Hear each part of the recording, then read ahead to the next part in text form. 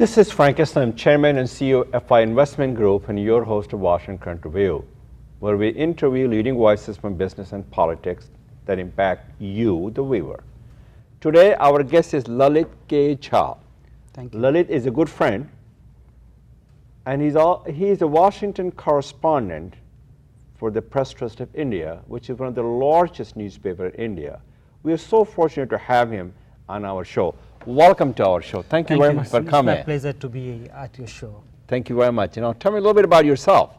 As you told your audience right now, I'm a journalist by profession. Okay. Throughout, I have been a journalist. I report about India and Indian Americans in the US for the last 5-6 years. And before that, I was based in Delhi reporting for the Hindu newspaper. That's the name of the newspaper, called Hindu. Yes. And you went to school where to get your degree in journalism? Where did you go to school? I did my degree in journalism from an institute called Bharati Vidya Bhavan, okay. Which is based in New Delhi. New Delhi. Yes. So you had a good training? Yes, I had a good training. Yeah. Okay. I had good teachers. A good teacher? Yes. Okay, so they laid the firm foundation for you to flourish. Yes. As a journalist. Yeah. So what's the life of a journalist like? I mean, people call you in the middle of the night, people call you in the morning. It's all time of the year. What's the life like of journalists? Tell me a little bit about it. Yeah, the life, your own personal life is not in control of yourself. So your destiny is not in your hands. Somebody else determines your destiny. Yes, the news, the people, the newsmakers. The newsmaker determine your destiny. Yes, yeah. So it's a pretty busy life.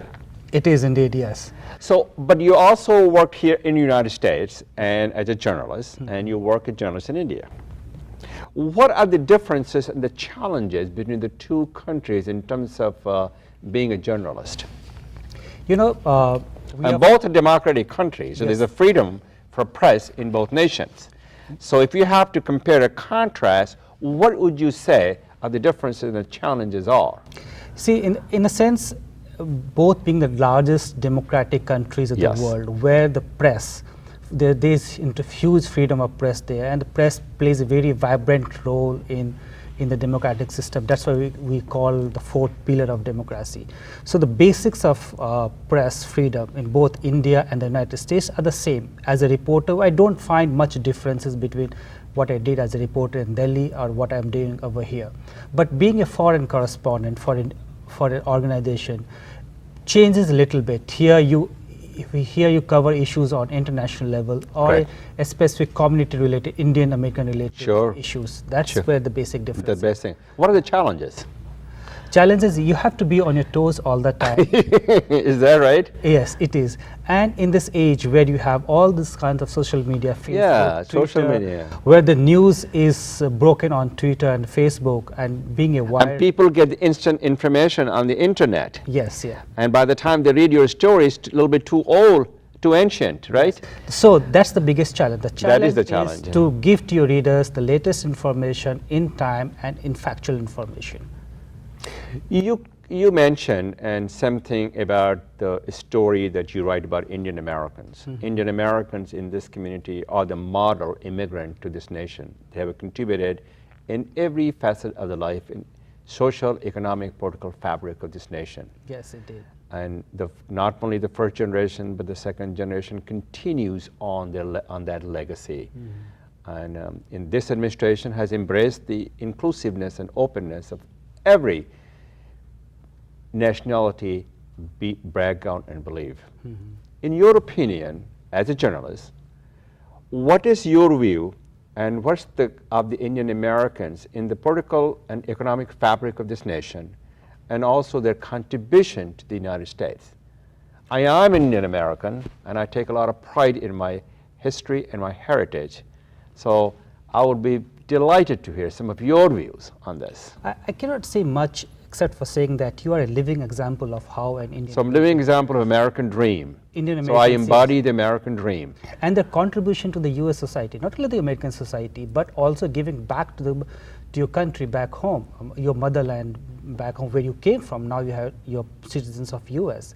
So this is how the Indian Americans have been, and both countries being the democratic country, this huge vibration, the huge connection, and in fact, the Indian Americans are the driver of a relationship between India and the U.S. The government comes first, the community comes first, government comes later, the community comes first.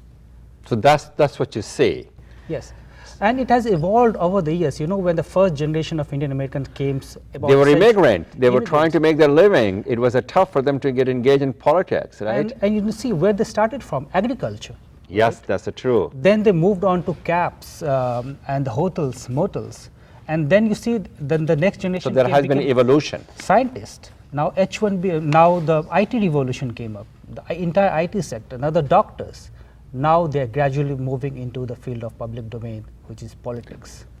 You raised a very important questions, which is important, which you say that the engaging the Indian American who is a prosper in this nation, who has become wealthy, who created the wealth and contributed to the America and American fabric and American society. The question, they also engage in India also. What advice do you have for Indian American to engage with India, and what they have to do to engage with India in terms of the social and political and economic? See, contribute in any way you can. Okay. Money is not the only factor. That's not the only one Knowledge thing. sharing is there. Knowledge Even if share. you go, even through these internet and other things, you can mentor other people, right? In any field you are, if you are a hotel, motel, or a scientist, mentor any student. Regardless of what your profession is. Yes, yeah. You said you should engage in India, but the important part of the Indian American contribution has always been the nuclear things that they were passed. I mean, they played a very, very key role, Yeah. and they were very much engaged in politics as well. What do you think that the relationship between the U.S. and India is? Do you think it's going to prosper? Do you think we need to broaden, strengthen our engagement with India under the Modi's leadership in India? I think he is. And bilateral trade relationship, obviously, it has improved. And what are the areas that we need to improve and do things that will allow us to strengthen our engagement with India? Give me some examples of those. I'll start with the Prime Minister himself, who is coming to Washington. He's coming September sometime. Yes, right? yeah. And if you see in the history, he will be one of the few prime ministers who has come in so early in his government to Washington. He has been invited by the President Barack Obama over there. So there's natural relationship between India and US because the values we have, the human values. So we have a shared common interest and Yes. common values. Yes. And coming to the trade relationship, we Yeah. have just scratched the surface. Of the You're trade. absolutely right. And you know, last year when But it's a lot better than what it used to be, Lalit. yes, indeed. It's improved significantly. Yes, it is. It is. And when last year, when Vice President Biden went to India, he set a goal of, right now our bilateral trade relationship is 100 billion per annum. Which is not as much. If you Not go look much. at the Netherlands, which is a very small country, our bilateral trade relation with them is a lot bigger, higher than India. India has about 300 million, what I consider the middle class Indians, and they're the ripe resources that we can harness to sell our products and services to that. What about the gas and energy? What is your thoughts on that? And we should become a sole supplier of the gas and energy for India. Yeah, India both- needs that. Yes, indeed. And both India and US needs should work on not only gas energy but also clean energy production. Clean energy. India needs to be independent in the field of energy itself. Okay, so, and obviously they're too dependent on the Middle Eastern oil, correct? Yeah, Okay, what about the education part of that? We have been in the forefront of education. There's a lot of people from Indian community. They have been part of in this United States educational system. What do we need to do to make sure that we can in India have a lot more educational opportunities for the people to go to school? We can. There needs to be multiple levels of. Okay, tell me a little bit about that. One is to how to work to remove illiteracy from India. Okay. Second thing is how to work to get computer literacy, or what we call as illiteracy, for all the citizens of India, because the future is with internet and mobile electronic medium. So how to get every citizen of India to learn computer literacy in the language of their own. So that's where US and Indian Americans have a very important role to play. And second and thirdly is the vocational education. You have a lot of vocational colleges in the US. You talk about community colleges. Community colleges. That I agree with that. There's not that many community colleges in India. Yes. And they play a pivotal role in educating and creating the workforce that the industry need in terms of having a public and private partnership. Yes. So you are advancing that cause. You believe that's important. So That's very important to generate for employment generation in India. Right now, we don't have much of those community colleges where vocational professional so courses. that's the one area we can collaborate. Yes. Very good. What about the other areas? I mean, India is a global power. When you become a global power, you have responsibility on your shoulder as well. So in terms of security, what do we have to do to work with India? There are few things to work with India to increase its capabilities in the field of security, military. India is embarking on an ambitious plan of military modernization. They should buy our products and services also. It's not. It's beyond buying Behind a small it. part of it. Okay, right? so what is the larger issue here? Sharing of technologies, Yeah. providing India with technology. For instance, our soldiers are in Siachen, right? We don't sometimes providing them with technology so that they can survive and live there in Siachen. Okay, right? okay.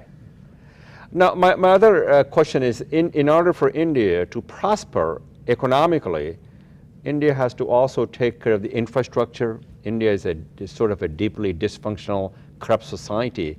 What kind of a step Mr. Modi is going to take to make sure that that India becomes what I consider a country that favors the business and welcomes the business with open hand?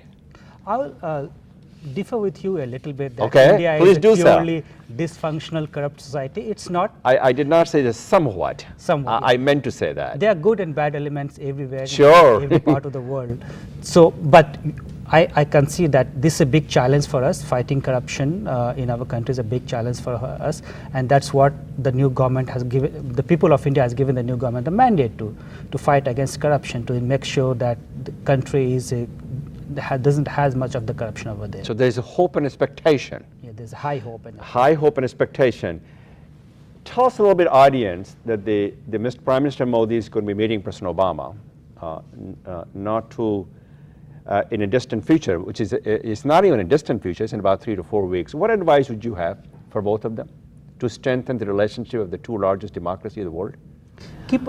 See, the relationship of the two countries, which started, this current phase started from Bill Clinton when Right. There has been upward trajectory over there. There is upward trajectory. There's no question about So that. now there is We want to continue the momentum. Yes, now there is need to more frequent engagement between the two leaders, very frequent at the frequent level. Then complete the process of the promises with the leaders the two countries have made in the last 10 years. Move beyond nuclear deal. Identify new areas of cooperation. Set up very high goals like India and US working together for landing first person on Mars. Okay, well, very well said. So you see a brighter horizon in our relationship with India, right? And you see there are a lot of things we can work together based on mutual interest, Yeah. and will benefit to the both nations. Yes. Correct? Yeah. I do see a brighter horizon as well. It is. And I see a lot of promise and potential for India to work with America. And thank you very much for sharing It your was views. indeed a pleasure Yeah, coming to thank your you show. very much for sharing your views, and good luck to you as you work towards your journalism profession in order for you to propagate the message to the wider audience, which you do great service to India as well as to the United States and to the world. Thank you very much. Thank you. It is a pleasure meeting you. Thank you. That is our show. Thank you for watching. This is Frank Islam wishing you a great week.